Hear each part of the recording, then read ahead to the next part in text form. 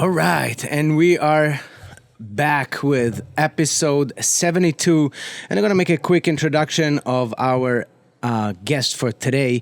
She is the 2002 Female Surfer of the Year by ESPN, received the 2011 and 2013 Billabong XXL Girls Performance Award and the 2014 Billabong XXL Women's Performance Award.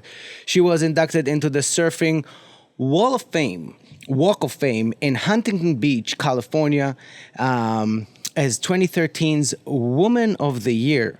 In 2016, she won the Pure Scot Barrel of the Year award at the XXL Big Wave Awards for getting barreled at Teahupoo, Tahiti. This award made her first woman to win at the Big Wave Awards in any open gender category. Later that same year, she was nominated for the ESPY Award. She had a tow-in at Puerto Escondido that is considered to be arguably the best barrel by a female to date. She was the female 2018 Big Wave World Champion, and in 2023, she was one of the first women to compete in the Eddy. In addition to her amazing surfing career, she also starred in movies and the HBO TV series John from Cincinnati. And that's all while being a DJ in a high demand, playing all around town in Hawaii. She is Keala Kennelly. What's up? How are you? Yeah, happy to be here. Oh my God. And you know, you have so many accolades. I just named a few. But when you go to your Wikipedia... When you said the biggest barrel at Porto, I was like, I couldn't remember that one. Yeah. Exactly. Maybe it was the biggest one to that point, but... Well, you got to read your own Wikipedia. And obviously it needs to be updated. It's pretty impressive, though. It's pretty impressive. And to be honest, I know you from the scene, you know, from the night scene, from DJing and stuff like that. And I knew you're a big wave surfer, but I didn't know to what extent, like, your achievements are pretty insane. Well, then I had like a whole career before the big wave surfing on the World Championship Tour for like 10 or 11 years. I was on the CT. I was like in contention for a world title. In 2003, I was this close to winning the world title. I was like in first all the way to the end, to like the last event, to the last heat, and I just barely lost it. It just slipped through my fingers. So I was like runner up to the world title, Wow. which was crushing because that was my dream. And then yeah, after that, like, I had a couple of injuries. I was having some back issues, and I just... How old were you back then? 20s. Okay. Yeah, 20s. And then, I don't know, just coming so close to winning that world title on the World Championship Tour and not winning it. Yeah. My fire just kind of dimmed after that for competitions. And then I got offered an acting job on HBO as like a season regular, playing a character with, some of my co-actors were like Luke Perry, Ed O'Neill, Rebecca De Mornay. Like, it was a pretty star-studded cast. So like, here I am, just like a surfer from Hawaii, like just like thrown into the Hollywood scene. That was pretty crazy. So that's when I decided to leave the tour, because I was just like, you know what? Just to clarify, Luke Perry is Dylan from Beverly Hills. Yes. 90s. Yeah, Okay. And Ed O'Neill is, Married with Children guy. Yeah. That's epic. Yeah. So just from being a surfer, suddenly you find yourself as an actress in an HBO TV series? I think what happened was I did Blue Crush. Oh, yeah. First, Yeah. And it was funny because actually when they were going to do Blue Crush, they had me read for some of the lead roles. They actually wanted to cast actual surfers in the lead roles because it's going to make it so much easier if the surfers actually know what they're doing. Could do their own stunts. Yeah. So I went and read for it, and I'd never read, I'd never auditioned or whatever. So I really messed that up. And I left there just like so bummed because I was like, God, I really wanted to like be a part of that movie, and they cast like Kate Bosworth and Michelle Rodriguez. They got like, legit actresses. Yeah. And then I had heard Rochelle Ballard was going to be doing Kate Bosworth's stunts, and that Megan Abuba was going to be doing Michelle Rodriguez's stunts. And I was just like, I was so bummed. I was like, God, I'm not going to be cast in it as an actress, and I'm not even getting chosen for the stunts. And they started filming. They'd been filming for like quite a few weeks. And I was just like, ah. And then all of a sudden one day I got this phone call, just like out of the blue from one of the producers, like, hey, is this Keala Kennelly? Like, hey, this is Rick Delago. You know, I'm working with Universal. We're shooting this film. And I was like, yeah, I know about the film. And he's like, hey, how would you like to come down to Pipeline? Because they needed like this wipeout scene, you know, for the film. It was like written in. How'd you like to come down to Pipeline and just like do like a horrific wipeout for us? And like, we'll pay you. And I was like, I wipe out all the time for free. I might as well. So I went down, and that particular day, Pipeline was just like, it was like one of those wild days. Firing. Not firing, like dangerous, like just all over the place, windy, crazy. And Nick Carroll actually came in with his head smashed open and stuff. And they were like, maybe not today. We don't want you to die, but like come back tomorrow. And it was like that for like weeks. It was like, okay, yeah, come back tomorrow. And so they just kind of were paying me by the day. And then pretty soon they were like, I don't know, they just liked me.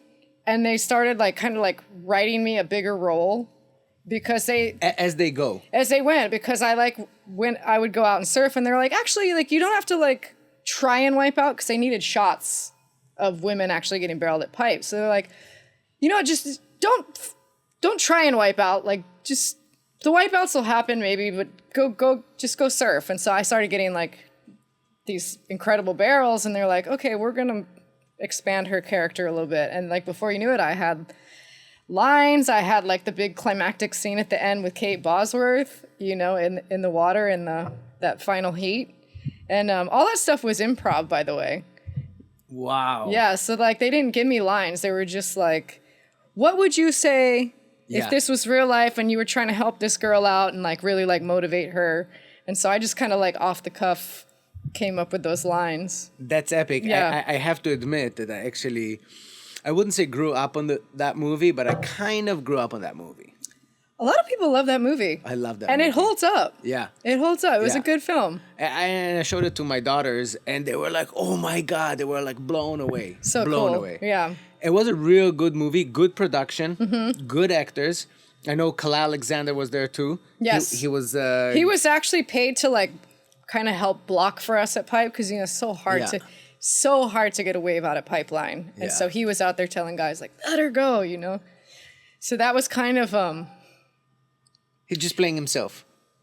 Well, he played himself as like an enforcer guy. Yeah. But they also paid him separately to, when we were out in the water trying to shoot those like contest scenes, like we needed to get waves, and Pipe's like crowded and it's really hard. So he was like, you know, telling guys like, it's her turn, you know, like calling guys off waves, and like, she goes. That's epic. Yeah. So like, it was kind of the dream. It was just like, here we are getting paid to surf Pipeline. Kala Alexander's blocking for us, and then you come in and like part of the crew like hands you a fluffy towel, and they're like, there's some craft service over here, would you like some lunch? And it's just like, if I was a little kid and you asked me like, what would be the dream scenario for you, and I would have been like, oh, I wish I could go surf Pipe and just have guys block for me, and then, you know, come in and have somebody give me a warm fluffy towel and a hot lunch.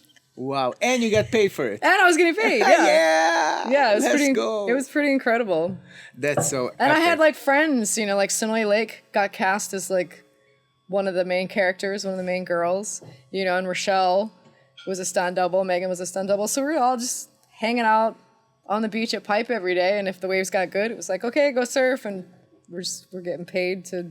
This is so insane. Yeah, it was really fun. But I feel like almost that good energy you're talking about came across the screen. Like you could feel the that, good vibes. Yeah.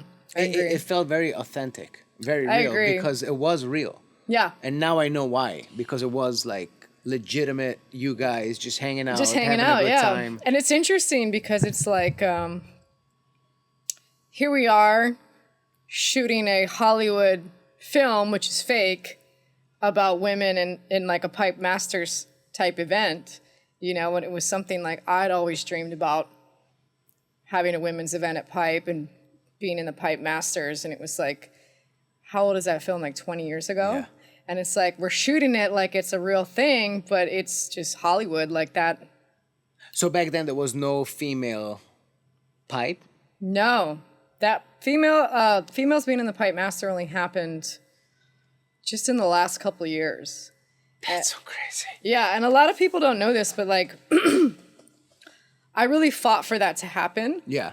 I know you've been very active and very vocal about, representing the females in the surf industry. Yeah, so what happened was, it was something I was always fighting for because I wanted to be in the Pipe Masters, but, once I'm not on the CT anymore, did the big wave thing, kind of really focused on that. But, I surf North Shore, not so much, but like all the time at that time.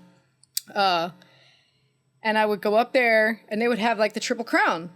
They'd have Haleiwa and Sunset and Pipeline. And while the women were never invited to surf at Pipeline, when I was coming up, like we were part of the Triple Crown. Like we'd compete at Haleiwa and Sunset, and then they'd have the women's event over in Maui at Honolulu Bay, and then they'd have the men's at Pipe.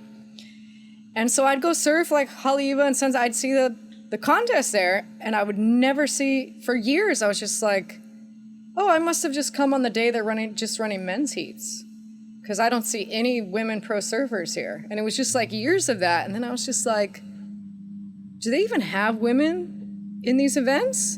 And then I looked it up, and like they hadn't had women since like 2010. And this is like 2020.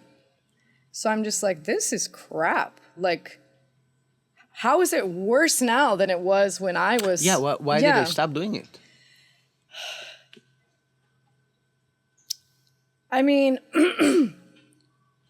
I think that the focus is always on the men, and there was nothing stopping them from excluding the women, so they just kind of started doing it. And especially when I fought for and we got equal pay for the women, they really didn't want to have a women's event, because now they're going to have to pay the women what they pay the men, and they'd rather like run a men's 3-star event than 2 1-star events, a men's and a women's. Like they just didn't want to pay the price tag for the women, so they just excluded them for years and years and years and years. That's crazy. So I went to the Hawaii government and, sat through hearings and drafted resolutions, and yeah, it took a long time, but, there was a resolution, it passed unanimously, and then that turned into an actual bill. So now it's become law that you can't run a professional surfing event on the North Shore and exclude the women. Yeah, because that's gender discrimination. And 100%. It's in the Hawaii state constitution. When you're running a surfing competition, you're using state lands, and you cannot gender discriminate on state lands. So, yeah, we put a stop to that. Wow. Yeah. Wow. I love the fact that you didn't give up, because I'm sure it was like an uphill battle. Oh, and just for like decades. And it was hard for me to watch the first Pipe Masters that had the women in it, because I wanted so bad, that was my dream, but it took so long to make that happen that it came 20 years too late for me. And I was also very nervous for the women, because it's the attitude had always been women can't handle pipeline. They can't be in the Pipe Masters because women can't surf pipe, And so I was like, God, I wish I was in this event, because I've surfed pipe for decades, and I know I can go out and get barreled, and I really need the women to step up and surf really well to just quiet all that. I needed them to justify everything I had fought for them.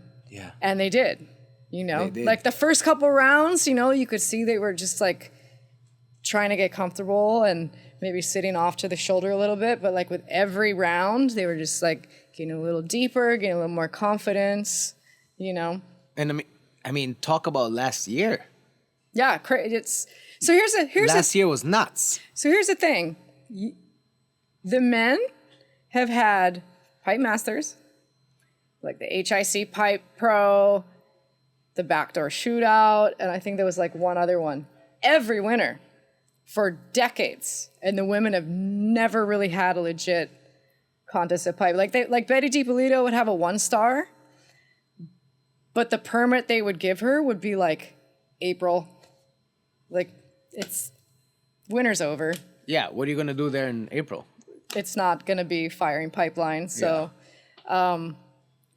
so when you think about that, for decades, men have had all these opportunities to go out and surf in a heat with like 3 other guys. Because that's the hardest part about pipe, other than like the waves nuts, is the crowd. Is jockeying and, trying to get a wave. So like these guys, like from even like from a young age, when they're first turning pro, like they have these events at Pipeline where they can go out in a jersey with 3 other guys in the water, line up cleared, and go build their confidence. 4 events every winter, and the women didn't have that opportunity ever, never, So, and the other crappy thing about that was those 4 events that the men had, all the contest days, nobody can surf Pipeline.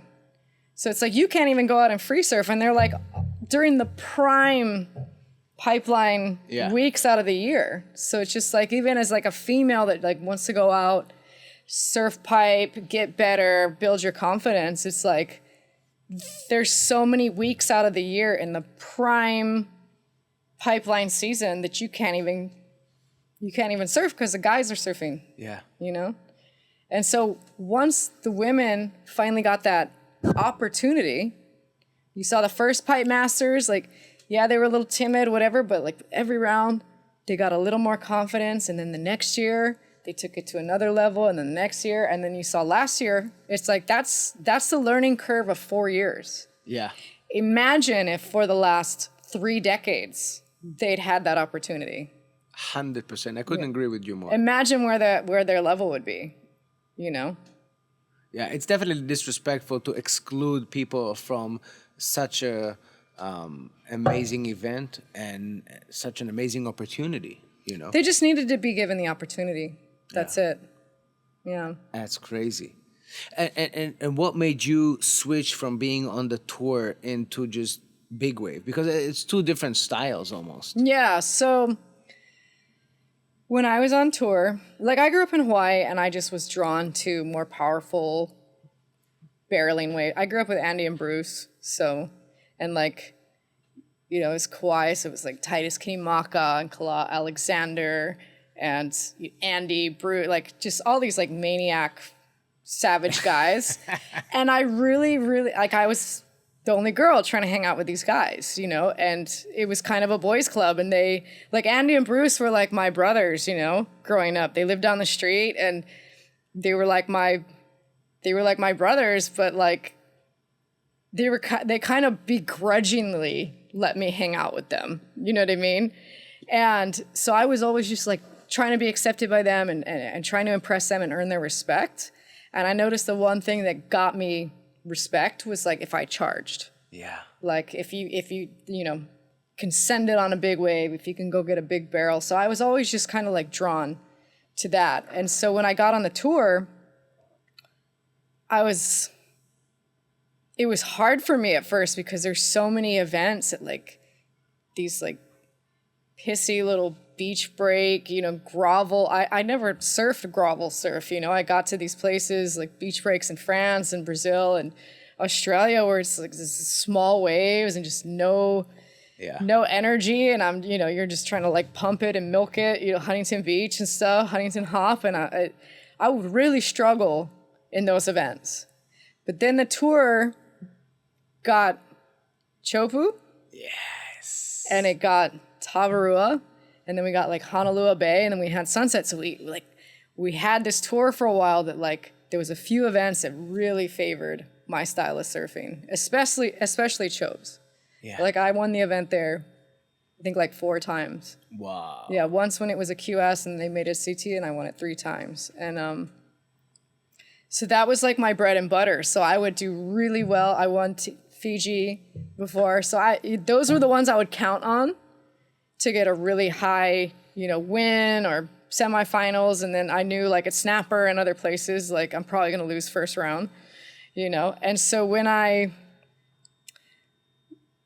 quit the tour, I had requalified for the next year, but I got that offer to go be on a TV show. And I was just like, I feel like this is a once in a lifetime opportunity. Like I'm going to do that. So I gave up my spot, and it was cool because the next person in line was Rochelle Ballard, who's like a super, friend of mine for like 30 years. So it was like, I gave up my spot to her, and she got to have one more year on the tour because she got to take my spot.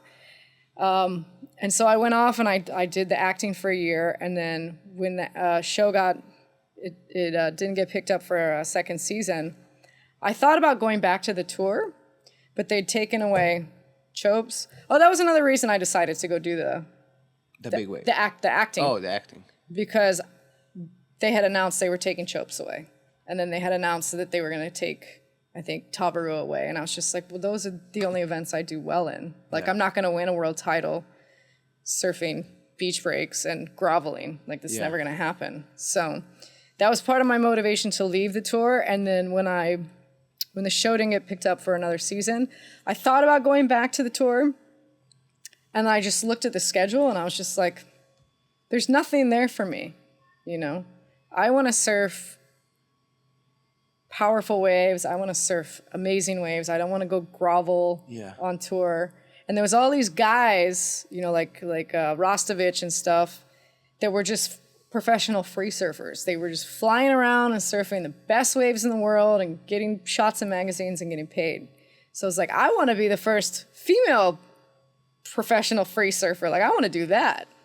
So I talked to my sponsor, and I was like, I don't want to go back on tour. I want to be like these guys. I want to go surf the best waves. And so they were basically like, okay, but you got to get magazine coverage, to justify us still paying you. So the men's magazines don't have a lot of photos of chicks in it, if you notice. Like, unless it's like on the beach from behind in a G-string. So it was really hard to get in the men's magazines, And so I noticed when I would get a shot in the magazines, it was because I was sending it like on a bigger wave or getting a huge barrel, like it was almost like I had to do something that they'd never seen before. Like, we've never seen a chick ride a wave like this. Like, we didn't think it was possible. So I was like, okay, I enjoy doing this. This gives me a thrill. And clearly this is the only thing that's going to get me in magazines, getting double page spreads, that kind of thing. So that's kind of how it happened. Wow, that's crazy because it's basically from, my interpretation is like, risk your life if you want to have a career. Yeah. Yeah, kind of. Yeah. Because the small ones, okay, that's cool. Nobody cares. Unless you do some crazy new, but it's got to be like some crazy new trick that nobody's ever done. But if you risk your life, we'll put you in the fucking magazine. Pretty much. Yeah. But the adrenaline that you guys experience in those huge waves, how can you even surf small waves after that? That's the problem too. Because once you feel that crazy rush and then you try and go back to just like civilian size, it's just kind of like civilian size. Yeah, you're just kind of like, well, this is a little bit boring. I don't feel like my life's in danger today. It's crazy. But I feel like a lot of the guys that surf big waves, or in general, even pipe, because you risk your life surfing pipe when it's definitely. firing as well. Yeah, definitely. I feel like a lot of them guys, talking about Andy, talking about all them guys, they needed, when there was no waves, they needed something else to get the edge, Mm-hmm. And a lot of them people went the wrong way. I went the wrong way too for a while. In my early 20s, I was like a party fiend. Yeah. Yeah. That's kind of why I got into DJing, because I was like, I actually had Rochelle Ballard's old ID, like expired ID, and I would use that to get into clubs underage because I just like to go like dance and like I love the music, and that's how I learned about. Oh, there's a guy, there's a DJ, he's controlling everything. Like, what's that? Like, that's how I got into that. But yeah, I think I was in the closet when I first got on tour, and for like a big portion of my career on the CT, and I think that. So you knew you don't like guys from very early on. Like, I was 5 years old running around trying to kiss girls in the playground. Like, I knew. Wow. Like, I knew. Plus, I grew up with like all these boys. Yeah. You know what I mean? Yeah. So like, I just thought I was like them. Like, there was no girls in my neighborhood, so there was nobody for me to be like, oh, I'm like her. Yeah. It was like, no, I'm like these guys. Yeah. I'm just like them. And then adults would try to explain to me that I was a little different, and like, but it always felt so negative when they were trying to explain to me that I was different. It was always like, oh, no, you shouldn't play tackle football with these guys because, you're a girl. Oh, no, you shouldn't, be jumping off ramps on BMX bikes because you're a girl. It was always like, you can't fill in whatever fun thing that I was doing because you're a girl. So I was just like, this is the worst thing ever. Wow. Like, I thought I was cursed to be born a female, And then... first of all, thank you for sharing, because I think people that are straight, they don't understand what people that are gay going through in their brain. They feel different and they like it, but they can't express themselves because they're being judged. Well, yeah. So like I knew I liked girls from a really young age. I would run around. I was in kindergarten running around the playground trying to kiss girls, and then I got shamed. I got shamed for doing that, and then it was like, oh, okay, that's bad. Like what I naturally want to do, that's wrong, and I'm supposed to like boys. And so then I tried really hard. Tried really hard to like boys. I think the only boy I ever liked was Andy, and I think it was more like just like he was like my hero. Yeah. It was like I wanted to be him. Yeah. Like I wanted to be with him. If I had to be with a boy, like I'm gonna be with him. Because he was your hero. But like really I just want to be him. Yeah. You know what I mean? So yeah, when I first got on tour, I had already heard like the cautionary tales before I even got on the CT of like, better not be gay, you better not be a lesbian, like your career will be over, you'll get no sponsors. Like I was so terrified, because I knew deep down that I liked girls. I was kind of in denial to myself because I was just like, I don't want to be gay. I don't want to be gay. It's going to ruin my career. I don't want to be gay. But I got on tour and I immediately got like a boyfriend, just so people would just stay out of my business. They'd be like, oh, okay, she's got a boyfriend. So, but I saw the way they treated like the women on tour that nobody was really out on tour, but there was certain women where they're like, oh, she's a lesbian. And just the way they were treated was just awful. It was just awful. The men on tour at the time, they were already just so misogynistic and shitty to the women. But like, if you were a lesbian, that was like the worst insult they could give you is like lesbian, because it somehow like diminished your talent and abilities, because it's like, if you're a really good surfer, but you're a lesbian and you're like kind of more masculine, like it doesn't really count. If a femme girl surfs really good, like that's cool. But like if you're like more masculine and you're a lesbian, like you're just kind of like a man. So like your talent is like diminished. That's so shitty. Yeah. That's so shitty. Yeah. And I also feel like sponsor-wise, me growing up, you mentioned it before, sponsors-wise, I think sex sells. Oh, it so does, I remember back in the day in the magazines, I don't know if you remember, but back in the day, Reef Oh yeah, of course. You know the reef girls? Yeah, of course. They're selling slippers, but they only show But all you ass. see is ass. I'm like, wait. What are they selling here? Now as an adult, I get You would it. think they were selling thongs. Yeah. But they were selling shoes. That's nuts. Yeah. Now as an adult, I get it. But back in the day, we should just buy the magazine and just to see like The Reef Girls ass. Yeah. They had some nice That's they had some nice ass, I'm not gonna lie. But like I would see that and I knew this is what sells. yeah. This is what you're expected. This is what they want of you. Like it was so hard to be a female pro surfer because they expect you to surf like a guy, but they expect you to look like a model, you know, and have like a model body and model ass. And it's just like, okay, but to surf really good, you need to be athletic and, you know, kind of muscular. Like you're not gonna have a model body. So it's just like, they wanted all these things from you that couldn't all happen. And a guy just need to surf good. That's it. They can just like not brush their hair, you know, just be scraggly. They could look like the wrong end of a dog, but if they surf good, doesn't matter. That's all it takes. That's all it takes. So I tried to play that game. When I first got on tour, I had like long blonde hair, you know, I was trying to femme it up. And it felt like I was trying to be somebody I was not.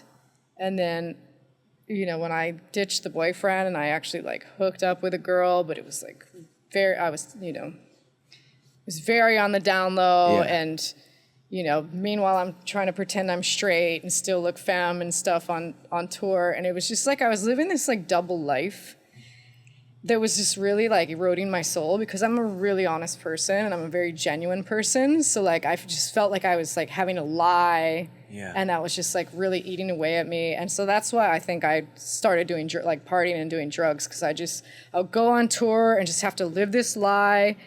And I had a lot of internalized homophobia, and I would even say, you know, talk shit about the lesbians on tour just to kind of disassociate from them. You know what I mean? Like, oh yeah, lesbians gross, you know, but I was like talking about myself, you know, I was talking about myself. So it was just like, it was painful, you know, it was a lot of internalized homophobia, a lot of self-hatred. So when I would get off tour where I didn't have to pretend anymore to be something I was not, like I would just run to the cities and I would just want to go party and like do drugs and just like numb out and forget about it. So yeah, I had my moment in my 20s where I was, kind of a little. You know, I you know, the apology won't help, but I want to apologize to you for those years where you had to, because I value genuine people. Mm-hmm. Be yourself. I don't care what it is, just be yourself, because I hate fake people. I just can't stand it. Me too. And I was one of those. They made you. They deliberately forced you into being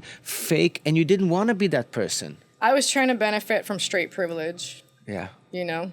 Because I knew the minute I came out, like, it was going to be over for me. And how was it when you came out? It was terrible. I lost 3 out of 4 of my sponsors. My main sponsor cut my salary in half, you know? Under what premise? Like, how did they explain it? Oh, so, like, it was like, well, you're just not marketable. They told you straight up to your face, you're not marketable. That's code for you're a lesbian. Yeah. Like you look like because I cut my hair short, you know, and I started like being more myself, and then it was just like you're not marketable.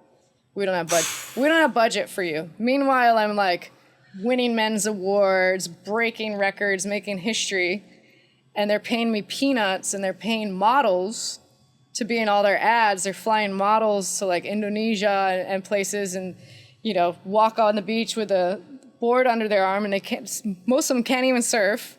One of them couldn't even swim. Like, it was so embarrassing.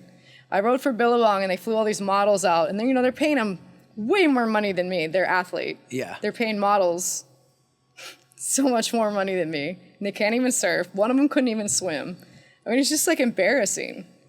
Like, imagine, like, you see the men's ads, and it's always like action shot of some guy like getting a big barrel or doing like a huge air or whatever. And then when you see the women ad, it's always some chick on the beach sitting on a towel, or like in the water flicking her hair. You know what I mean? And it was like, you have athletes that get you sick action shots, but you're choosing to do ads with models. Like, imagine if they got like a Calvin Klein model to do, instead of putting an ad with one of their male athletes actually surfing. So yeah, it was weird. This is so ridiculous. In the jiu-jitsu community, a lot of the athletes always complain that the announcer makes more than them. The drum guy, that does the drum, makes more money makes than them. more than the actual athlete. That's crazy. He can break his limb. He can get choked out. But he could the die, guy that is like fucking doing the drums makes more than he might them. hit himself. It's like crazy. It's so disrespectful. I didn't know that. That's really wild. Yeah, that's and weird. I feel like it's so disrespectful. It is. I would. Yeah, so they would tell me you're not marketable. That was their excuse. Because if they said like, oh, we think you're gay, or whatever. Of course, they couldn't. No, they couldn't say that. So, the code was you're not marketable. This is so crazy and disgusting at the same time. It was wild because I was like I said, like riding waves they'd never seen a woman ever ride before. Like making history, winning awards, winning men's awards, like doing just this stuff that no woman's ever done in history. And I'm making like $500 a month from my main sponsor, Billabong. Unreal. Yeah. The year that I won the men's award, when I won Barrel of the Year at the XXL Award and I beat all the best male big wave surfers that year, I don't even think they were paying me. I think they were giving me like a $3,000 travel budget a year, but I had to front it. I had to front the money, keep my receipts, and if I got like a double page spread and justified it, then they would like reimburse me. Shut up. I won the men's award at the XXL. I got nominated for an ESPY, and then I became the first woman to ever be invited to the Eddy, and that was the year they dropped me. I had no sponsors. This is so ridiculous. It was like the most successful year of my entire career, and it just made no sense because I was making $0, And I know you from you're a hustler. You're DJing. You're doing whatever it takes, and I've done bartending. Yeah, I've done I remember. catering jobs. I remember I saw you bartending in Appetito. Yeah. Because I had my coffee shop upstairs. Right, Hawaiian Aroma Cafe. And I'm like, wait, is that the world champion? She's bartending? Wait, that's impossible. And I swear to God, no joke, no fake right now, I thought that I'm hallucinating. I said, there's no way people say that when they come in, that the world champ, like the person that rips everybody apart, that set the tone for big wave surfing, is bartending. So I was bartending because I had no sponsors, and I was really deep in debt because it was just so many years that I either had no sponsors or just had like I said, just minimal sponsorship. Where I was just like, but this is my destiny. This is what I'm supposed to be doing. So I would just run up my credit cards. Like there's a bomb swell going to Tahiti. Like here's my MasterCard. Let's go. Like how am I gonna pay for it? Well, I'm just gonna put it on a credit card and hope that I get a shot or I get something. So I was in like 50, 60,000 in credit card debt, no sponsors. So I'm bartending, I'm DJing, and I actually had to ask when I found out the Jaws event was happening. I had to ask for time off of work. I had to get somebody to cover my bar shift to go surf and win the world title.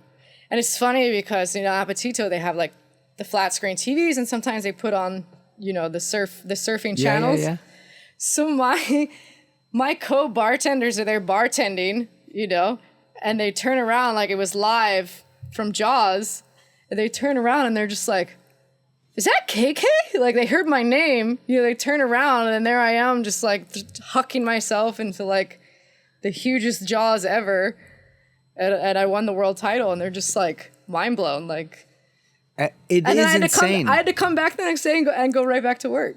That is insane. Yeah. That is insane. Yeah. And sometimes I feel like, first of all, maybe Hawaii is an issue, but also the sport. Because if you would be a world champion in any other sport, it's a sport, female or male, you would not bartend a day of your life. Being a world champ, risking your life in your sport, you would never bartend a day in your life. But being from Hawaii, in the surfing industry, a woman, and not like a not feminine woman. Yeah. I feel like if I would have just kept the facade going, long blonde hair, try to like wear the feminine clothes, like not wear board shorts, wear a bikini with butt floss, my career would have been very different. Yeah. But it's not who you are, and you should not give in. You should not let anybody put you in a place where you're not yourself. Oh, I couldn't. Like I got to a point where I'd done that for so long, and I was having to be this other person who I wasn't, and it was just like crushing my soul, and like I would be like suicidal over it. It was just so hard to live that double life and knowing like I'm having to lie about who I am and I hate who I am because society hates me and I know if I come out everybody's gonna hate me and abandon me, and so like I went through some rough times. Yeah, Some bet. dark times. The crazy thing is that you knew that you're gonna get a backlash once you come out of the closet, but in the end you decided to stay true to yourself. I had to. And do it. I had to. With all the consequences. And you knew the consequences. I knew they were coming. Yeah, I knew they were coming. But I just couldn't live like that anymore. I'm extremely inspired by you just doing your thing. Got to. That's what it takes. Yeah. That's what it takes. And when you went to Teahupoo, you had like a huge injury, right? And your face got scraped on the reef. Yeah, that was gnarly. That was while you were on the tour, or that was afterwards already? I think it must have been afterwards because there was a men's event at Chopes, but there wasn't a women's event, so it must have been after. And I had actually gone for the Code Red swell. Yeah. So I flew to go surf the like craziest swell I think there's ever. I don't think it's been topped. That was like the heaviest thing I've ever seen. Like I saw Fletcher's wave. I thought he died. I saw Bruce Irons' wave. I thought he died. Like it was just gnarly. And like I went out there. Every time I've towed in at Chopes, I'm like paddling out in a kayak. If I can jump on a boat, great. But like I stay with a little family and I'll borrow their kayak. And I'll paddle out to Chopes. Not. Yes. Fuck. In a kayak with my tow board and like some water and some like snacks so I don't like die of hunger and thirst out there. And I paddle out and I tie the kayak to a buoy and I get all geared up and I get in the water. And I sit there and I wait. And I just like begging anybody with a jet ski to give me a turn. And just for hours, I'll sit and wait. I would just sit there for hours, And so I did that on the Code Red, and like somebody finally came and got me. But they towed me into like the smaller ones, So I got a couple of smaller waves. I mean, I got like a super sick barrel. But what happens when you get one of the smaller ones on a huge, huge day is you risk like kicking out of the smaller one and here comes the set of the day. And that happened. So I got like my claw cleaned, but came out unscathed from Code Red. And then a couple days later, when the surf got back down to civilian size, they resumed the men's CT and they were having a memorial kind of heat for Andy Irons, where they were going to let Bruce Irons just go out and just surf an open lineup. And he invited me and like Luke Egan and I think Joel Parkinson. They invited a couple of us to go surf with him. So it was during that Memorial Heat for Andy. I just like took off on a wave because people think I did this on the Code Red day, and I didn't. I did it on a small day. It's always a small day. So I took off on a wave, and it was just kind of a funky wave. It didn't like barrel. It just kind of crumbled, which is kind of rare for chopes. So I had to like readjust and like go around it. And then I came off the bottom. I saw I was going to barrel, so I came off the bottom, and then I just got a little too high. And I was trying to readjust, and right then the lip just kind of clipped me in the head and just like flung me around, and it was low tide, and just pile drive my face into the reef. Like just my whole face was just flayed open. I had a huge crack in my head, like a bunch of lacerations on my face. It was gnarly. It was gnarly. And I wondered if I would ever go back after that injury, because that was probably the worst injury I've ever had. I mean, of course, your whole face was My like cracked open. My whole face was just like hamburger helper. It was terrible. Oh, shit. Yeah. And they got you out of the water, and they got you... Like, thankfully, it was during a men's CT, so they had water safety. Like, I can't imagine if it would have happened just, like, on a typical day where there's no contest and there's no water safety. You know, like, thank God they had a ski, came and grabbed me. You know, there's just meat hanging off my face, and they took me in to the point. And at that point, I didn't know how bad it was. I was just hoping it was just, like, a couple reef cuts. Because, you know, like, even just, like, small reef cuts, they really hurt. Superficial cuts, they still really hurt. Mm-hmm. So I was just hoping it was just kind of like, you know, oh, just some superficial wounds, whatever. And then when I got to the point, you can kind of tell how bad it is when you see people's reactions. Oh, shit. So, like, I got to the point and I saw people just, like, turning white and, like, and I was like, oh, I think this is kind of bad. And so they like put me, they had medics set up. So they like, put me in a cot or whatever in the medic tent. And they started rinsing it out with saline. And they're like, okay, we got the ambulance and we're going to take you to Papeete, to the big hospital. And I was like, really? Like, because Papeete is like a 2.5-hour drive. And I was like, but there's a smaller hospital, in Travao. It's only like 30 minutes away. If I need a couple stitches, like we could probably just go there. And they're like, and so finally one of them took out their iPhone and took a picture and then showed me the picture of my face. And I was like, just in shock. Like I couldn't believe that was my face. And I was like, okay, we're going to the big hospital then. Yes. So they took me to the hospital in Papeete. And I was just super lucky. There was, well, first of all, there was a medic, this girl medic that I met, and she was so cool. She like jumped in the ambulance and rode all the way with me and, helped me. And so we got there and it was just the on-call surgeon who they admitted me and they just put me under and pulled all that coral out of my face. And he just did like an amazing job. I've never had to get revision surgery or anything, So I woke up in a hospital bed, in a lot of pain still. And there was nobody there. I was all alone because my friend, the medic, had to go back to the point. But what was mind-blowing to me was the event, the CT, was a Billabong event. And I was sponsored by Billabong.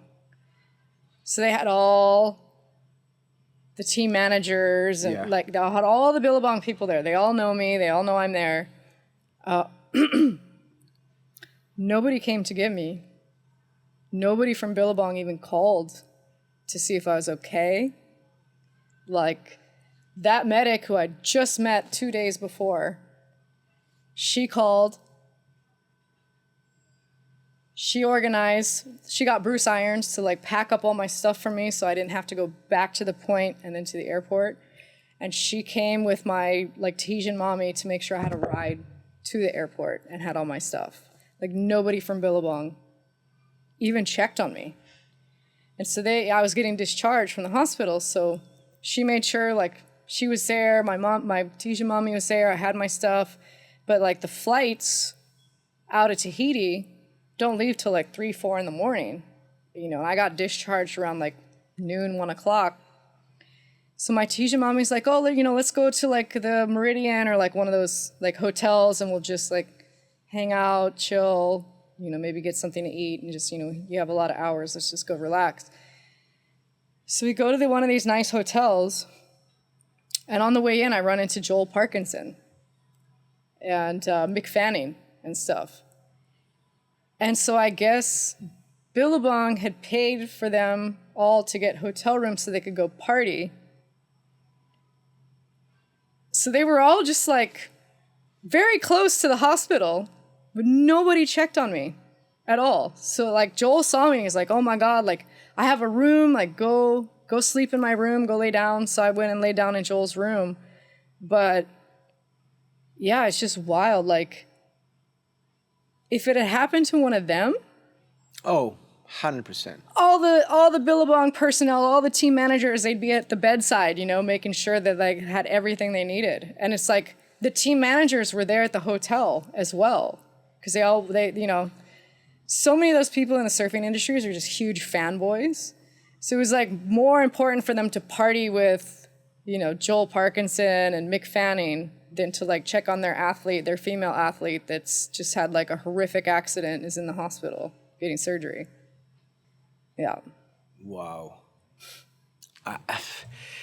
You know what? The stories that you're sharing with us right now, it's like, it breaks my heart. That's what it's like being a female, especially like in my timeline.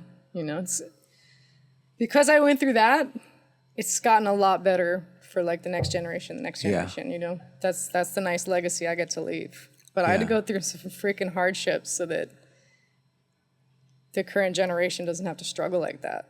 You know, this is insane. I got left to rot in a hospital when everybody from my sponsor was on island, and then I found out. And it happened in their event. It happened in their event. Like they knew I got injured. That's insane. Yeah. And then not only was it like, oh, they didn't want to make the drive from the end of the road, they were down the street. They were paying for hotel rooms for all the guys. Like they already have houses they're paying for on the point for the event, but they got them hotel rooms in addition to that. And they didn't get me a hotel room to go lay down after surgery. And that, I can only imagine how it made you feel. Like it's so. You just feel like nothing. You're nothing to them. That's insane. That's insane. I mean, you're thinking about like how little you get paid and just how little they care about you. I'm so happy that they went bankrupt. And Did they go bankrupt? I mean, you know, they got bought out and whatever. But I mean, those guys don't deserve to make it. It's just, there's nothing more disrespectful of.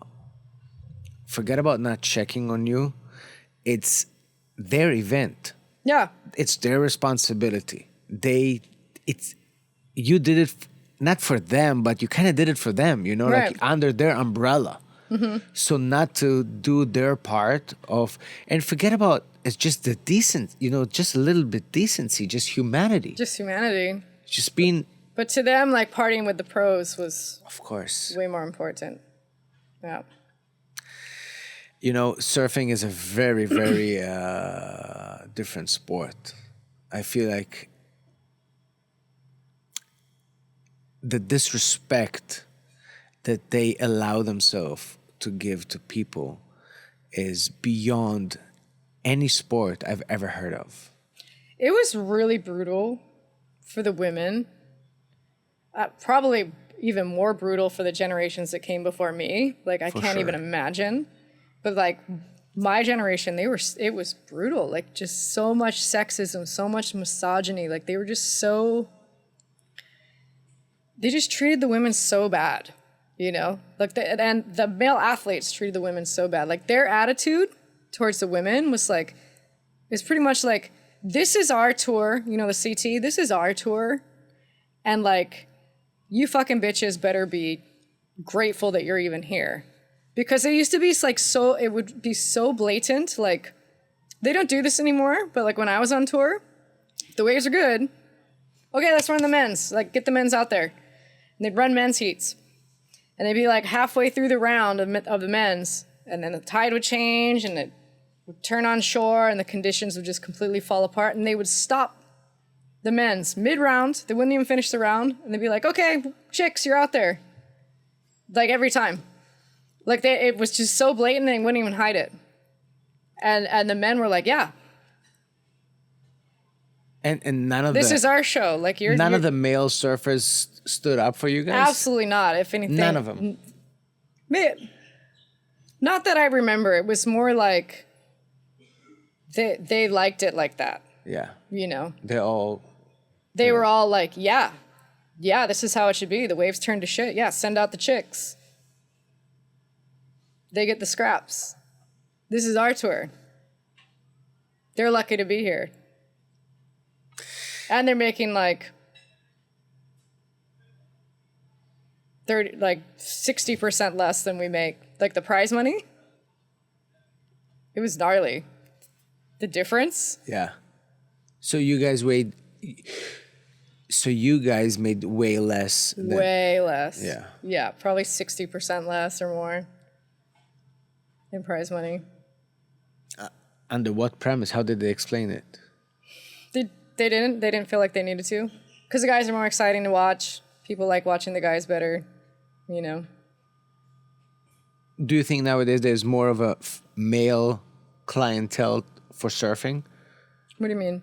Because by the end of the day, money talks, bullshit walks. If they can sell more boards, more board shorts, more leash, more astrodecks, more wax, more everything more to guys, then they invest all their money into guys. Sure, but you have to remember. Do you remember, think it's still like that today? I think it might be, but you have to remember women like to shop, and they like to shop for their boyfriends, and they'll, you know, Christmas is coming up. How many girlfriends of surfers are going and buying them board shorts and leashes and, you know, all that stuff. And also it's like with every women's sport. It's like with WNBA. It's like with the soccer. They get paid so much less. The WNBA is a little bit different, I believe, in my opinion. And correct me if I'm wrong, and I don't want to spike any argument over here. But, you know, by the end of the day, again, like I said, money talks, bullshit walks. Right. If the male teams fill up the stadium, right, and they all get sponsored, and they sell the jersey, let's say 100,000 jerseys, right, versus 10,000 jerseys. Yeah, the female cannot make as much as the male, because the male sold 100,000 jerseys, and the female sold 10,000 jerseys. 100%. Where is the responsibility on the females to go out there and support? You know what I mean? Oh, support the women's sport? Yes. I see what you're saying, but I think it goes back to when we talked about women being in the Pipe Masters, right? And they've never had that opportunity. And for decades, men have had 4 events every year. So people, and they get the primetime webcast. So people like to watch. They like to follow. They know they're athletes, right? They're fans. I'm a fan of this athlete because I see them on TV and I follow them. I've been following them for years. Yeah. Women have never had the opportunity or gotten the exposure. Yeah. You know what I mean? When it comes to like the WNBA or like the women's soccer, you know, like now the women's soccer, people watch that more than the guys, and they still pay them less. They get more viewership than the men, and they still pay them less. That I didn't know. But I feel like in surfing is different, because surfing, if you look at the beach, females and males are almost same. Like when you go to the pipe, right? Pipe Masters, the beach is packed. Right. There's not more men than women. On the beach? Yeah. I've never really paid attention. Yeah, it's kind of like same, you know, like the viewership, right? Like on the beach, everybody's same, I feel like. And then also... But when it comes to viewership, basketball, men's NBA compared to women's WNBA.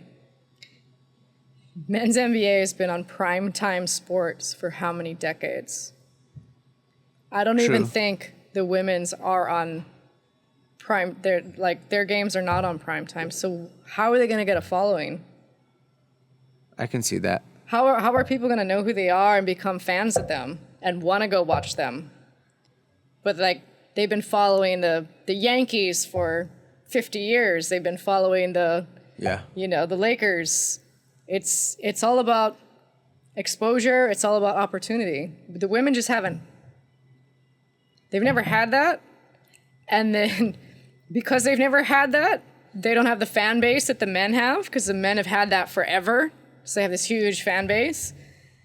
And so then they get compared. Their fan base gets compared to the men's fan base. And it's like, oh, but well, nobody wants to watch it, or nobody knows who you are. And it's like, well, why is that? Why do you think that is? It's because of decades of this getting promoted and this being invisible. I feel like the one sport that is changing it is UFC. Yeah, and women's soccer. Or soccer. I'm not really into, I'm not really aware of the soccer thing, but like in UFC I can see it. It started from nothing, and then everybody's like, what, you're bringing girls in? And they're like, oh fuck, those girls are ripped. How was the Tyson fight? Everybody was so psyched on the Tyson fight, and the women's fight before it was unreal. Freaking fight. Unreal. It was just a bloody brawl. I mean, just warriors. Yes. And then you watch the Tyson fight, and it was just it was just a snooze. Ridiculous. It was a snooze fest. Disrespectful. It was a snooze fest. It was like the women's match was so much more exciting. Unreal. Yeah. And I never watch boxing, just you to know. Never ever do Yeah. I watch boxing. Not men and not women. I'm more into the mixed UFC. martial arts. Yeah. But for that I watched, and I was like, oh my God, those The women are were nuts. gnarly. It was gnarly. It was so exciting. Warriors. Absolute warriors. Non-stop. Bam, bam, bam, bam. Bleeding. Just, fucking 11 rounds. And the other guys are just tapping gloves. Like, what? This is the main event? You know what? Maybe that happened. Maybe God wanted it to happen like that. Where it's like, see, women can sometimes be more exciting to watch than the men guys. 100%. Because everybody watched that fight for Tyson and the other guy. Yeah. They didn't know Jake Paul, yeah. Jake Paul, so they didn't know these women. They just happened to be one of the preliminary fights, but they put on the show. They put on the show. It was nuts. They saved the night. They saved the night. Yeah. And it went viral. For 4 days, nobody was talking about even Jake Paul and Mike Tyson. Everybody was talking about those two girls that, the girl that was headbutting, and then the girls that were. Yeah, it was I nuts. feel like I feel like the one that got headbutted should have won. Especially if the headbutter got a demerit, that should be a point off. And 100%. I felt like even if it was close, if you take that point off. 100%. Yeah. She was amazing. That Latino girl. She was just bleeding and just like, I don't care. Let's go. Yeah.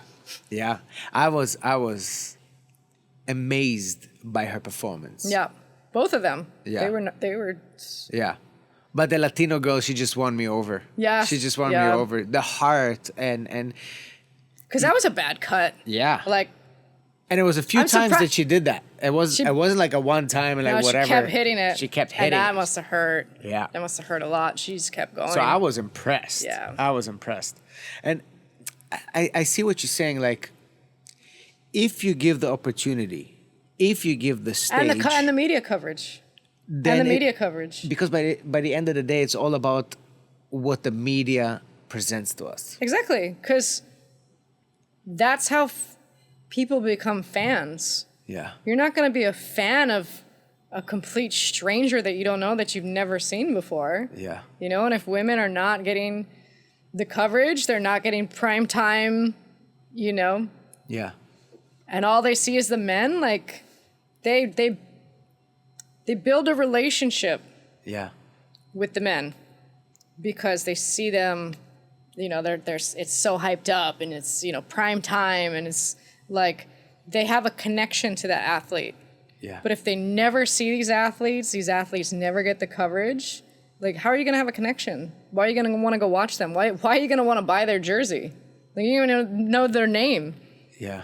You have a point. Yeah. So it's like you'll compare them like, oh, but they don't sell enough jerseys and they sell 100,000 jerseys. It's like, why would anybody buy their jerseys? They don't even know what their name is. They never see them. They don't know who they are. They don't have no connection. I feel like it's kind of almost what came first, the chicken or the egg. Right.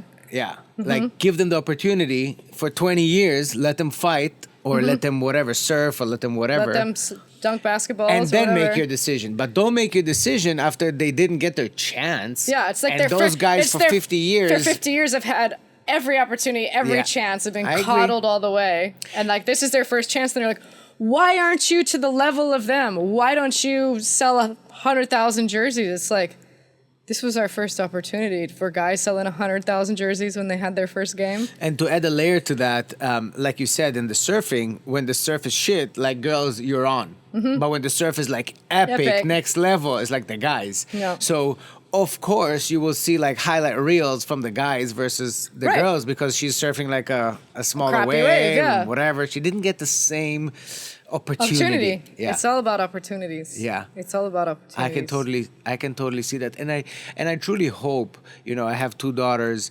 I truly hope that, they will get just as many opportunities as guys. Well, and I'm sure you're like a good father that tells them they can. Oh, 100%. You know what I mean? Because that's another thing, like, that women have had to deal with, because you go back a couple generations, women weren't even allowed to do sports. Yeah. You know what I mean? And then when they started like slowly like doing sports, they were discouraged from doing sports. Yeah.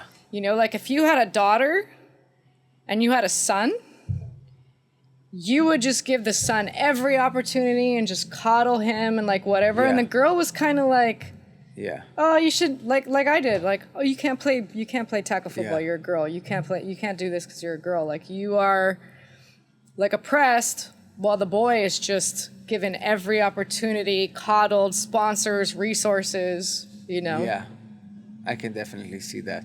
Well, my daughters, I send them to, they do dance and hip hop and stuff like that, but I also do jiu-jitsu. Cool. I'm trying to give them both worlds. They should see everything and then decide what they want to do. Exactly. And I think nowadays is way more open because of people like yourself and other warriors that said, "Fuck it, we want the same, and we are the same, and we can achieve the same, and we just need the opportunities. Mm-hmm. And I think this is the secret. You have to even the playing field. That's it. And once you do that, then you can get a good track record. Mm-hmm. Well, you saw, like, with the women in the Pipe Masters, for an example. Yeah. The first year, if you look at them, like, directly with the men, it's just like, okay, like, it's such a huge performance gap, right? But, like, every year, they're closing that gap. 100%. I mean, they may never be as good as the men, or it would take them decades to get there because the men have had decades of opportunities that they have not. Yeah. It all comes down to opportunities. But I truly feel that in the last Triple Crown, I think that they saw a glimpse of what can happen because she was ripping. She got an amazing wave. I forgot her name, but she got an amazing wave and she was ripping. She won the contest and made everybody understand, like, give them the even playing field and they can. They just need to have the same opportunity. If the opportunity is there, they will rise to the occasion. Yes. The opportunity just hasn't been there. But if you give them the opportunity, 9 times out of 10, they will rise to the occasion. I can definitely see that. And let me ask you, you were also on TED Talks, right? You did a TED Talk? I did a TED Talk. I've done some speaking engagements for like Google and Pinterest and kind of stuff like that. And that was for what? For like what was just the like main? Like motivational kind of speaking, like telling my story a little bit, just like that overcoming adversity, kind of the stuff we've been talking about. Okay. Yeah, overcoming fear, overcoming some of the things I've gone through to achieve the success that I have. What do you think that helped you to choose that way, like choose that route and not give up? And like, what was your main thing that you were holding on to decide, fuck it, I'm gonna go head first, I'm not gonna give up, I'm not gonna get demoralized, I'm gonna continue? Honestly, you remember when I talked about like being 5 and 6 years old and being told I couldn't do things because I was a girl? You can't do this because you're a girl. You can't do this because you're a girl. And I was so depressed. And I just felt like my life was over. I felt like I had been cursed. Being a female is a curse. I don't want this. And I could tell my mother was really seeing me struggle with this. I was like just really upset about it. And I think she was trying to make me feel better. And she said, well, there's this one thing that women can do that men can't do, you know? And then I was like, just like so excited, like, oh my God, like there's like something special about being a woman. Like, what is it, like a superpower? Like, you know, like I was so excited. And then she said, you can have a baby. And I think I just started bawling my eyes out because that just sounded like the worst. That sounded like an even bigger punishment. You know what I mean? And so like at that point, like I wanted to die. And I'm not kidding. Like at 6 years old, I was just like, maybe I should kill myself and I could come back a boy. I don't want to be a girl. I don't want to be a girl in this life. Like there's all these limitations already put on. I'm 6 years old and I can just see like I can't have the same things that they have. Like I'm not gonna be able to live to my full potential because I'm a girl. And so like I thought about it as a 6-year-old as a 6-year-old kid, and I was just like, okay, but what if there's not reincarnation? Like what if you don't actually come back? Yeah. What if this is my only shot? Like you only have one life. And that's when I decided like, okay, I'm not gonna kill myself. But I am going to live. I'm going to do everything I want. I'm going to do all the stuff the boys do. Anything I want to do, I'm not going to let being a girl stop me. That's so inspiring, and I hope that more girls, more females will choose that route instead of limiting themselves, but rather forcing themselves to do great things instead of I cannot or limiting. Well, society tells them they can't. Yeah. You can't listen to, you know, I had full-grown adults telling me you can't do that. I had full-grown adults like, women can't surf pipe, women can't surf big waves, women, you know, so many like, you can't. And every time I heard that, it just made me want to do it more, you know? It's like, oh, you can't do that. And I'd be like, we'll see about that. Watch me. We'll see about that. And then, you grew up on Kauai, right? And on Kauai, I know in general, if you don't have that charger mentality, you don't have a place in society almost, or at least in the young crew. You need to prove yourself. Absolutely. So maybe that helped also. Yep. And then being a girl, trying to be accepted in that was like a whole nother hurdle, you know? Because I used to, when I started doing like local contests and stuff, there weren't really girls surfing, you know? It was like, I was the only one. There was maybe like one or two other girls. So I used to compete against the boys because it was like I could surf in the open women's division. So I'm like a 7-year-old competing against, you know, grown adults. Or I could surf in the 12 and under boys division, like with my peers. So I did that, and I would beat the guys. You know, like not Andy and Bruce would win everything, first and second every time. I think I beat Andy once. I think I beat Bruce maybe once. Andy wouldn't speak to me for a month when I beat him. He was so mad, and I was so bummed because he was like, I loved him so much, and like for him to just ignore me for a month was just so brutal. But yeah, I would beat the boys pretty consistently, some of them, and they were just brutal about it. Like they were brutal to each other. Like Andy and Bruce used to just I would feel bad for Bruce because he was born premature. So he was really little and he did not grow until he was like 19. So when we were like 12, like he was little and Andy was like huge. And so like if Bruce won, Andy was going to kick his ass. So Literally. yes, Like he would kick chase his him ass, down the beach, yeah. break his trophy, like there would be a fight, you know. So they were brutal to each other, but then like all the guys, like, you know, if like they beat each other, they would just like talk shit to each other and like, but if they got beat by me, the level of like hostility and brutality was just like next level because it was like, oh, you got beat by a girl. Like it Yeah. was a shameful thing, right? And why was it shameful? Because like adults in their life had made them believe that somehow losing to a girl Is worse. is than- worse. Yeah. And is something to be very ashamed of, Yeah. you know?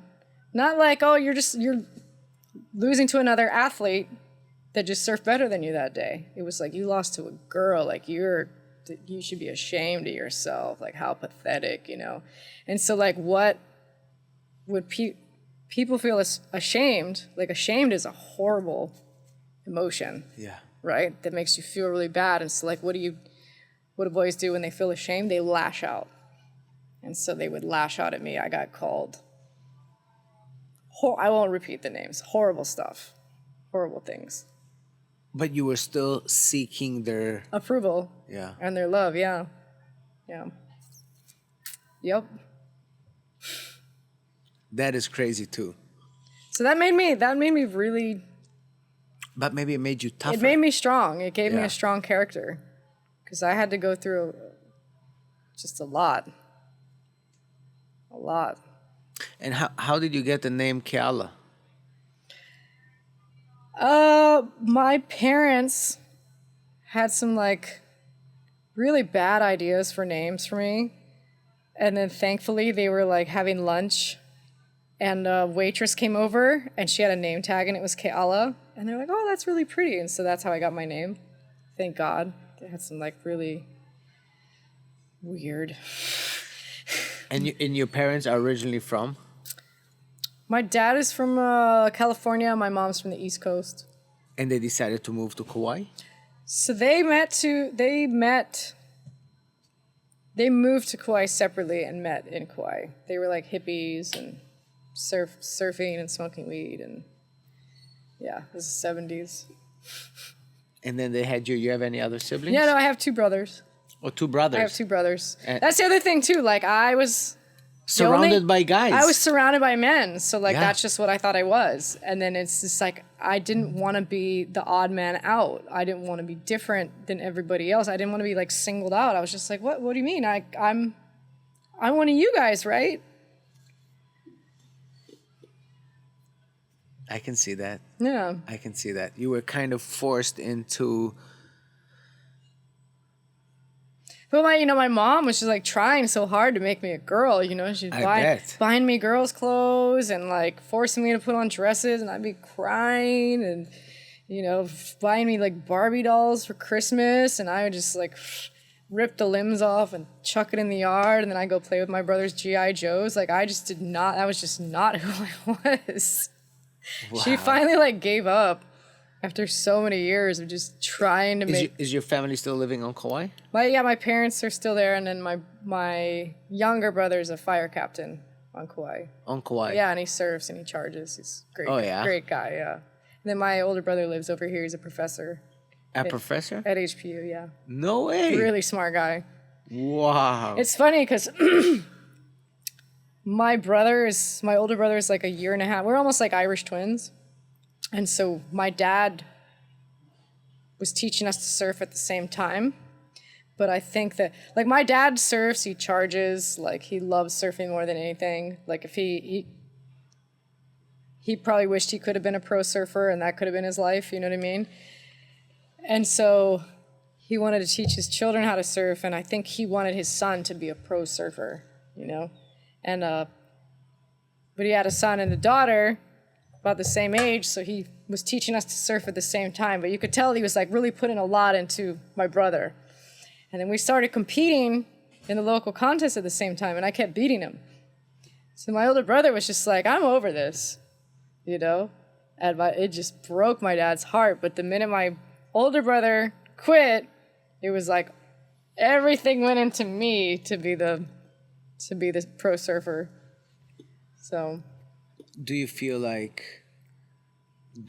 almost your father is now looking at you in a different light?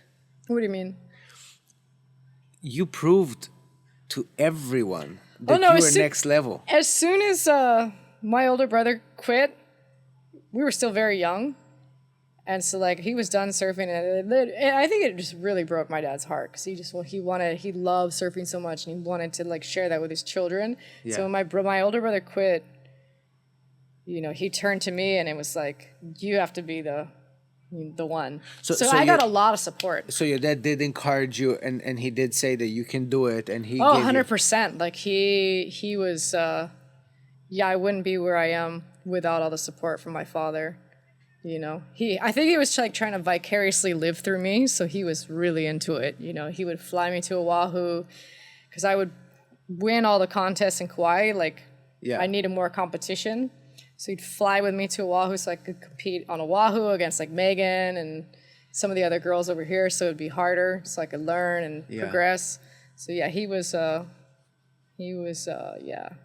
almost like a little league dad, like a soccer dad. You know? Yeah. 100%. Wow, that's awesome though. Yeah. That's I mean, that's kind of that's what I mean. Like with you, like you have daughters, so just like don't let them feel like there's limitations on them or there's things they can't accomplish. Like just treat them. I grew up in a different environment. I grew up with a mom that was extremely dominant in the household. And my mom explained to me in a very young age that women are superior to men. Oh, wow. Yeah. So she said that there's the hierarchy and women are above men. They're more mature, they're smarter, they don't have ego, and they make better decisions. That their calculations are not biased by ego and stuff like that. So that's why they're superior. They just make better decisions. And I mean, she's not wrong. You know, I mean, they say like women are too emotional. You know, because we feel our feelings and we express them. Yeah. But I feel like men are really freaking emotional, but their emotion, they have one emotion and it's anger. They're emotional as hell. Yeah. But they don't like cry and like they don't show other emotions. They just have their one go-to and they're just immediately angry. They also don't talk about their emotions. No. So when you don't talk about your emotions, you cannot understand your emotions. And you cannot like tamp them down. Yeah. You just do whatever comes to you naturally, which is basically usually an impulse. It's explosive, yeah. And you just, do what, but it doesn't solve the problem. Yeah. Maybe just momentarily, but you don't really solve your complex. Yeah. So me growing up with that kind of mother, I just realized that maybe she's a big fan of women. But I became a big fan of women too. That's good. I find that like men that have like either grew up with like a lot of sisters or like, single mom, especially with sisters, like they are just such more well-adjusted men that like treat women with respect and like see them as equals. Yeah. I definitely attribute this to my mom because I see my friends, they don't see eye to eye with my views. But which ones? Like I said, like I feel like let's say something happens in the business. I'm getting mad. Fuck those guys. Fuck those guys are gonna do this and this and this. Yeah. And then I talk to my wife and she's like, is it worth your energy? Right. Why would you invest so much negative energy in those guys? Fuck those guys. Right. Okay, they try to do this and this to, to compete with you in the business, or they imitate what you guys are doing. Fuck it. Take it as a compliment. Yeah. Let it. Imitation is the highest form of flattery. So, she understands that. Me as a guy, I just feel like Fuck those guys. They're trying to fuck with my business. They're trying to fuck with my livelihood. Yeah. Let's go fucking. go, Let's yeah. go. Like, what the fuck is going on? You know. But when you have a different, a feminine energy, or a different a feminine aspect to the same situation, you might reevaluate your feelings and your actions. well, we're much more introspective, right? And just like a higher emotional IQ. Yeah. We're just way more in touch with our emotions. Yeah. Like we know how to process them. So like men have always been taught to just stuff everything down, and that's so unhealthy. My mom gave it a better header. She called it emotional intelligence, because intelligence is something positive. Yes. And then emotions are usually, oh, this is bad, you're too emotional. You know, there's been sometimes... Or like there's good emotions, you know? Yeah, but sometimes there's been, you know, the interpretation of, oh, you're emotional. It's, you know what I mean? yeah. But if you call it emotional intelligence, suddenly it becomes something positive. Positive, yeah. So my mom always pushed emotional intelligence is more important than regular intelligence. Because everybody can be intelligent. But if you don't have... smart, but yeah, if you're not in control of your... Yeah. And it's not just... if you can't if you can't self-regulate... 100%. And today I can see it, you know, for example, as a business owner having... right now I have 77 employees.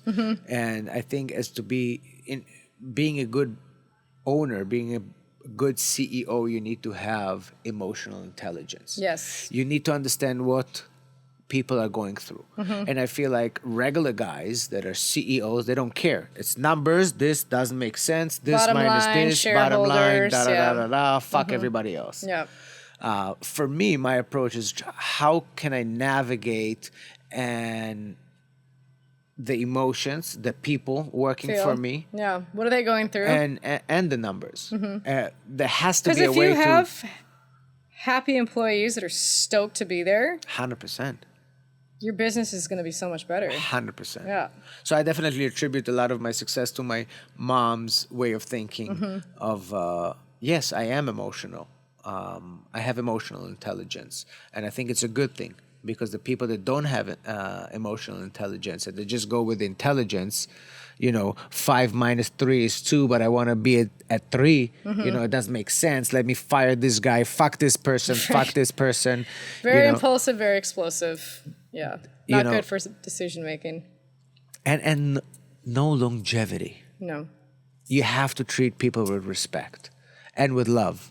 And if you don't treat them with respect and love, for example, when you were talking about Teahupoo and everything that happened, and you know, your face and fucking hospital, I can't tell you how I could see it in so many different Layers. so many different situations. Exactly that would happen. And then for me, it would be the total opposite. Fuck those guys. Let them go get drunk in the hotel. I don't fucking care. Let me go to visit that person girl in that the hospital. yeah. She just fucking opened her own face. Is she okay? Is she alive? What the hell? I mean, I left. I would go that moment. I wouldn't even watch the contest, because I'm not nurtured by the success of others, of partying with Mick Fanning. Who the fuck is Mick Fanning? He's just a regular person, just like anybody else. But there's another person that has a face open in a fucking hospital. If I can be there, the energy that I would get from you being there for you is exponentially higher than having a couple of beers with Mick Fanning. This is how I see it. You know what I mean? You know what I like to do?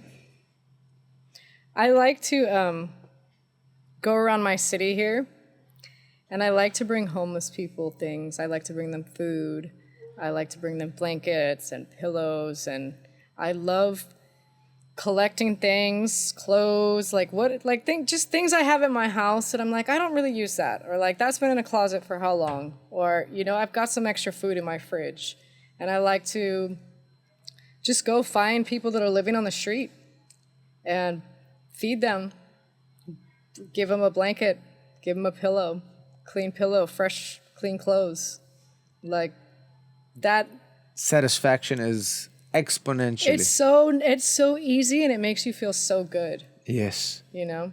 And Yes. it's so easy. You can go to Costco and get a whole rotisserie chicken for $5 and Yeah. go feed a whole little group of Yeah. people a hot Yeah. meal. You can go get a huge pizza at Costco for I think it's $10. Yeah. You can go Yeah. have a pizza party with, and like talk to them and make them feel Yeah. like humans. Humans. Yeah. Yeah. So many people just walk past them and, they're just like, why do I have to see that? Yeah.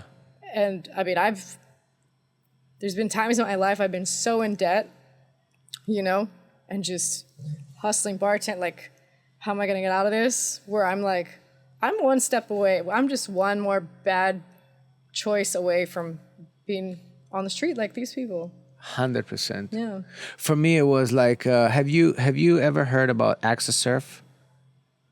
I feel like I have. Access Surf is basically a nonprofit organization that takes people to surf, handicapped people, whether cognitive or physical, and they I've believe. done some stuff with Make-A-Wish, Yes. Sunshine Kids, Yes. the veterans one, the Yeah. like disabled veterans. Yeah. Yeah. So they have also the Wounded Warrior. I've done that. Yeah, Yeah, this is yeah. by Access Surf. And when I got to Hawaii, I really wanted to be involved in something where I feel like I can give back, because I feel like, I think Muhammad Ali always said, you got to pay your rent living on Earth. And I felt 100%. like coming to Hawaii and living in paradise, I have to pay back. Yeah. And I started to volunteer with them, and I started to donate, and I started to come and do all kind of programs with them. And the satisfaction of making other people smile is priceless. It really,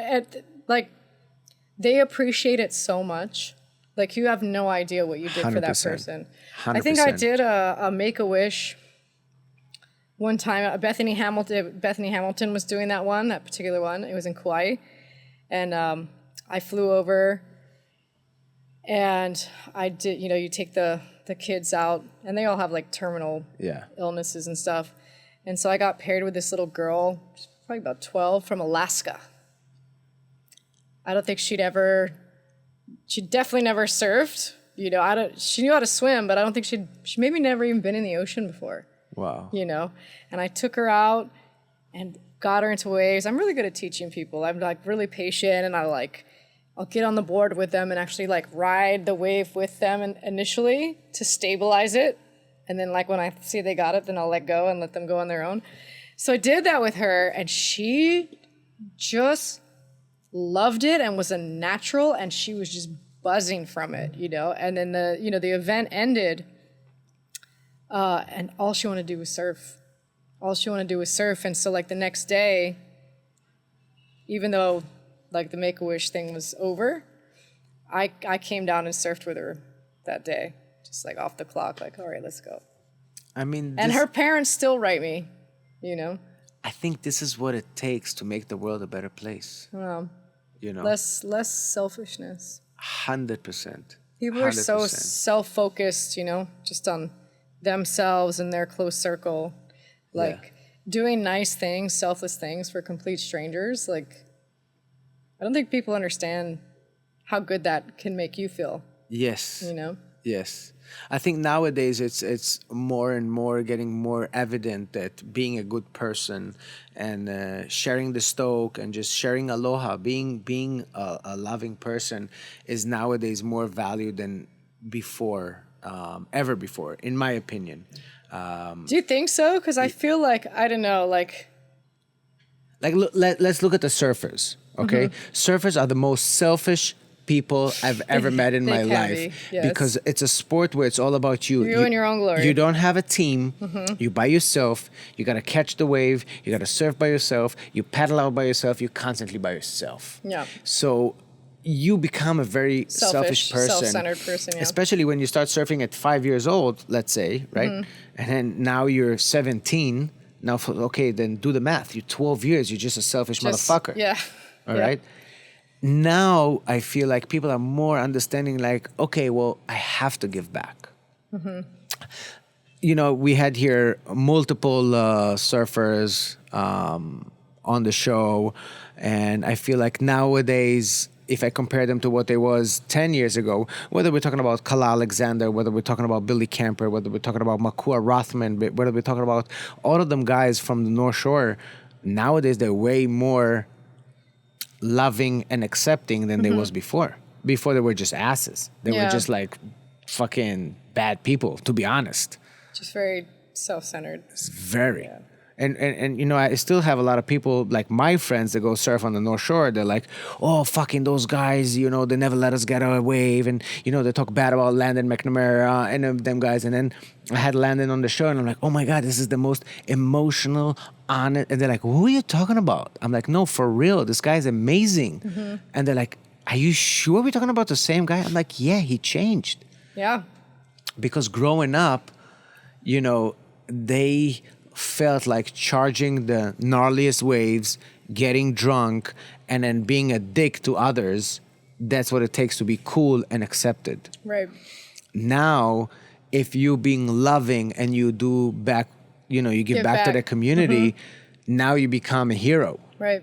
So that's how it should have been all along. That's how it should have been all along. Yeah. And you know, I've seen guys like, one of my favorite things is, you know, I told you, like, during the course of my career, especially in the beginning, the misogyny, like the guys, just the way they treated the women, always fighting against us to surf good conditions, always fighting against us, you don't deserve equal pay. You know, some of these, like, most misogynistic guys, the universe just has a funny way of leveling the playing field. So these guys that were just so mean and hostile towards the women, and just, they end up finding love, getting married, and they have kids, and they have daughter. Or finding tragedy, which makes them understand that the tragedy humbles them, and they stop being an asshole. But like, for me, like, these macho guys that, you know, they wanted to have a son. You know they want to have a son. And it's just like, almost like the universe is, this is your karma. You were so bad to women. You were so against women that I'm going to give you. I mean, I know guys that have, like, they're on their third or fourth kid. Daughter, like, all daughters. And it changes them.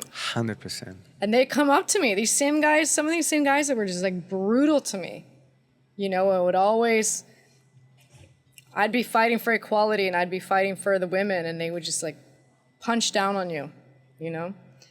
And now that they're dads and they have daughters and they're realizing, like, oh, I want my little girl to have all the opportunities that she would have had if she was a boy. Like, it has to, like, be personal for them to figure it out. But, like, that happens a lot. Yeah. I can't tell you how many dads I have come up to me that have daughters that thank me.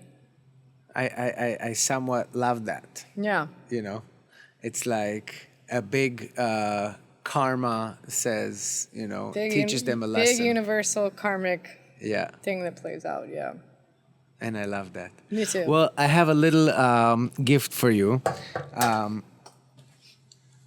It's we have here on the Aloha Hour, we have a little thing that we do, and we award our guests, if they're worthy, and you're definitely worthy, the Aloha Hour Hama Award.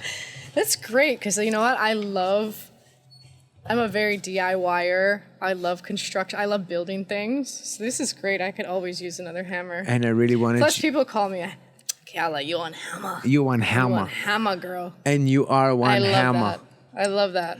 And I should have brought you one of my hoodies for my brand. I started a women's board short brand. No way. I did. Well, tell our audience about it. So.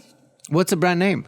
It's called Active. Active. And it's spelled AKKTIVE. Okay. I want to show you the logos because it has some cool equality symbolism within the logo. Okay. But the whole point behind starting the brand was, like, I was in the surfing, had a very long surfing career, as you know, and had sponsors, And I always liked wearing board shorts. Yeah. You know, and like when women's board shorts first came out, Roxy had like the first board shorts, right?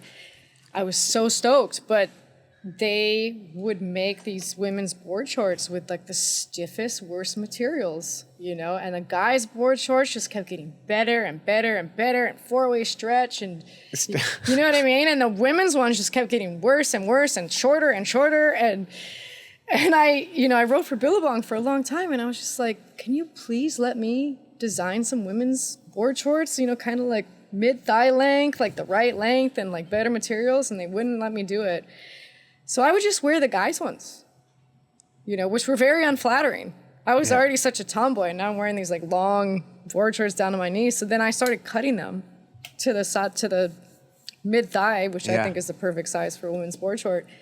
And then I would, you know, get photos of me surfing in them, and I'd have women hitting me up on Instagram like, "Where'd you get those women's board shorts?" And I'm like, "Oh, you know, they're the men's ones. I just cut them." And I was like, I should make these. I should make these because men have thousands of styles, colors, cut, like everything. If you go on like any of the major surf brands' websites, there'll be like two. There'll be like a black pair and maybe like a floral pair, and they're usually way too short. And it's just like women didn't have any of those options. And it's like, I just felt like, you know, we're not greater than men, we're not less than men, we're equal, and we should have equal gear. We should have equal options. So I started this brand called Active. How long ago? A couple years ago. Oh, really? Yeah. And are you selling them online or? I'm selling them online, yeah, on Shopify and stuff. Wow. Yeah. Are they also in stores around town? I had some in Kauai and a couple shops like Bikini Hanalei and stuff like that, but mostly online. When are we doing a fashion show at Hawaiian Aroma Cafe on the do pool it. deck? Yeah, let's do it. Bro, we gotta do Next that. time you do a fashion show, I want to throw some of my board shorts in there. Yeah, fuck yeah. We should do that. Yeah, I want to show you some of them. Yeah, please do. Yeah. You know, it's crazy because just a side note, you know, Quicksilver back in the day when they released Roxy wasn't wasn't as good as they hoped it will do. And once they released the board shorts for women, it suddenly blew up because they actually gave the clientele, the women, something that never had before. Nobody else did that before. No, I remember when it blew up. And then suddenly, they gave the girls like board shorts.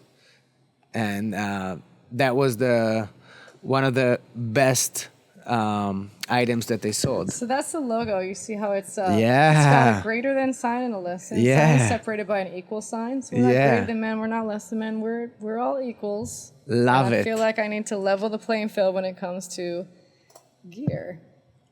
Nice. Yeah. Nice. So like mid-length. Colors, patterns. Yeah, styles. Yes. Different. All right. What's the website? It's www.akkktive.com. Yeah, it's active spelled with 2 Ks instead of Okay. a C. Yeah. Well, to everyone listening to us, log on www.akkktive.com. Yeah. Active if you want to get... I should have brought some to show them off. I wasn't thinking about it. Well, you guys... go in, support your sister. If you want to do a good purchase for your girl at home. If you have a girl in your life that likes to wear board shorts, check them out. Yeah, even if she doesn't get it. Christmas is coming. They're KK approved. They've been tested. KK approved. Tested in the most extreme conditions. I wore them at the last Eddie when I had that free fall wipeout. And they stayed on. They stayed on. Yes, they've been fire tested. So. Well, go. It's Christmas. The holiday season is already here. Log on, order some, and maybe 2, maybe 3. I think we have a sale right now. The more you buy, the more you save. So, yeah. The more you buy, the more you save. Let's go. Let's go. Thank you so much for coming on the show. It's been a great pleasure. I can't tell you how long I was waiting for this. And for all you guys watching at home, I'm sorry that Steezy is not here. Steezy has a wedding to MC, and I couldn't resist to have this amazing session with Keala by myself. I did not want to cancel it, and I'm very happy that we did that. I had Me a too. great time. Happy holidays. You're amazing, and I'm a huge fan. And I think you changed the world of surfing for females, and you changed the world of athletes for females in general by not giving up, by pushing it forward. And Hawaii, in general, owes you big.